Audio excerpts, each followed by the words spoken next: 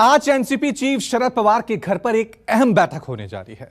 राष्ट्रमंच के बैनर तले हो रही इस बैठक में कई दलों के नेता शामिल हो सकते हैं। साथ ही इस मीटिंग में कई जानी मानी हस्तियों के भी शामिल होने की संभावना है। अब से कुछ ही देर बाद यानी शाम 4 बजे दिल्ली स्थित शरद पवार के घर पर यह बैठक होने वाली है।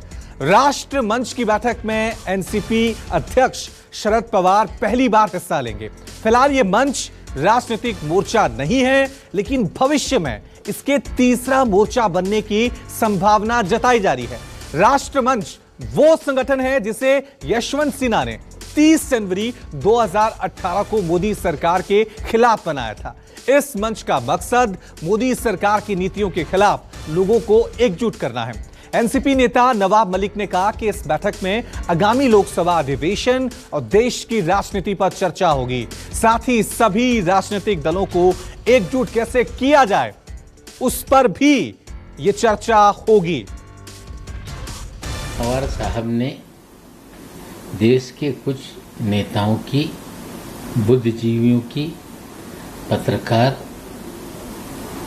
लॉ फैकल्टी के लोग और पूर्व चुनाव आयोग के साथ एक बैठक का आयोजन किया है। निश्चित रूप से इस बैठक में देश की आज जो परिस्थिति है, उस परिस्थिति में आर्थिक परिस्थिति, सामाजिक, राजनीतिक सभी बिंदुओं पे चर्चा होगी।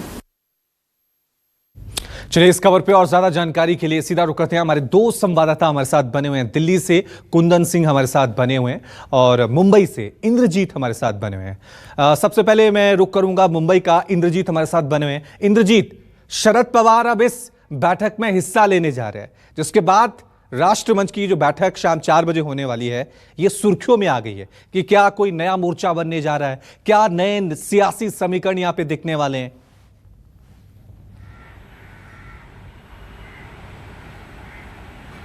जी बिल्कुल, इस बैठक को लेकर दो खास बातें हैं। सबसे बड़ी बात यह है कि ये बैठक ऐसे समय में हो रही है जब चुनावी रणनीतिकार प्रशांत किशोर ने एनसीपी सुप्रीमो शरद पवार को एक प्रेजेंटेशन दिया था और उसमें बताया था कि कैसे तीसरा मोर्चा बनाया जा सकता है और कैसे अच्छी खासी सीटें पूरे देश में इससे जीती जा सकती हैं।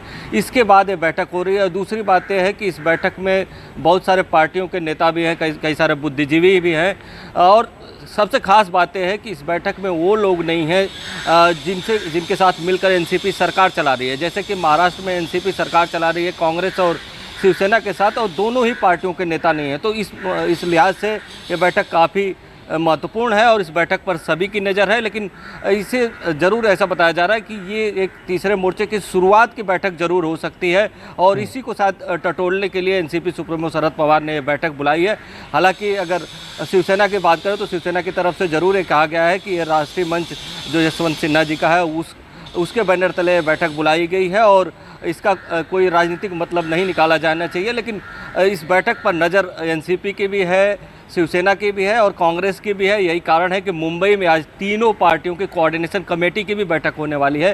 क्योंकि हाल फिलहाल में आपने देखा होगा कि बहुत सारे नेताओं की तरफ से ऐसी भी बयानबाजियां आ रही थी जिससे ये लग रहा था कि अगाड़ी सरकार में सब कुछ ठीक है। इंद्रजीत, अब सीधा रुक कर लेते हैं दिल्ली का, जहां ये बैठक थोड़ी देर बाद शुरू होने जा रही है। कुंदन सिंह हमारे साथ बने हुए हैं।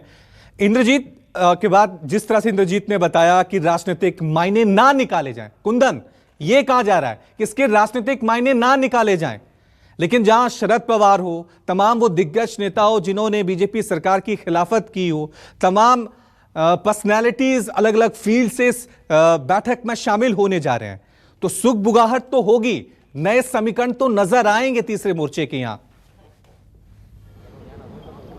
देखिए बिल्कुल, और 6 जनपद जो कि सरकारी आवास है शरद पवार का, जो कि एनसीपी के अध्यक्ष हैं और बड़े पूर्व मंत्री हैं और एक बड़े कद्दावर नेता माने जाते हैं, और उनके घर के बाहर का अगर मैं आपको नज़ारा फटाफट अपने कैमरे से योगी से कहूँ तो देख लीजिए आप। मीडिया की मौजूदगी अपने आप में बता रही है कि बहुत कुछ बड़ा होने वाला है। हालांकि ये बड़ा सबको पता है कि राष्ट्रीय मंच जो कि जिसके कर्ता धर्ता कभी बीजेपी के पूर्व केंद्रीय मंत्री यशवंत सिन्हा, जो कि आजकल टीएमसी के पार्टी में शामिल है, और वो ऑर्गेनाइज कर रहे हैं और एक लंबी चौड़ी सूची दी गई है जिसमें पॉलिटिकल पार्टी के नेताओं को बुलाया गया है, कुछ इंटेलेक्चुअल सोसाइटी से लोगों को बुलाया गया, पत्रकारों को बुलाया गया है। लेकिन एक बात ध्यान रखिए, जो सूची दी गई है वो सूची अगर आप थोड़ा भी कॉन्शियस है तो बिल्कुल उन लोगों को बुलाया गया। करण थापर जैसे लोग हैं, सत्य हिंदी के संपादक आशुतोष जैसे लोग हैं, कुछ वरिष्ठ लॉयर हैं, कुछ पूर्व ऐसे राजनयिक हैं जो कभी पवन वर्मा जैसे लोग जो कि जेडीयू के कोटे से सांसद होते थे लेकिन अब विरोध करते हैं, और तमाम पॉलिटिकल पार्टी। हालांकि एक बात और भी है कि जो भी पॉलिटिकल पार्टी के रिप्रेजेंटेटिव है उसमें कोई बड़ा चेहरा नहीं है। अगर आप सपा से बात करें तो अमूमन ऐसे बैठकों में प्रोफेसर रामगोपाल यादव आते थे, वो नहीं है। घनश्याम सिंह है। आम आदमी पार्टी से बात करें तो संजय सिंह जैसे नेता आते थे, वो नहीं है।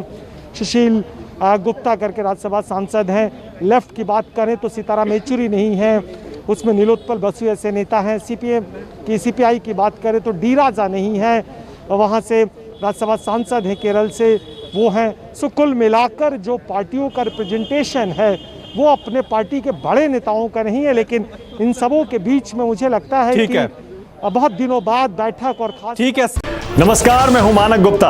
अगर आपको हमारा ये वीडियो पसंद आया हो तो इसे लाइक और शेयर जरूर करें, और हाँ, हमें सब्सक्राइब और फॉलो करना ना भूलें ताकि आप देश और दुनिया की कोई खबर मिस ना करें।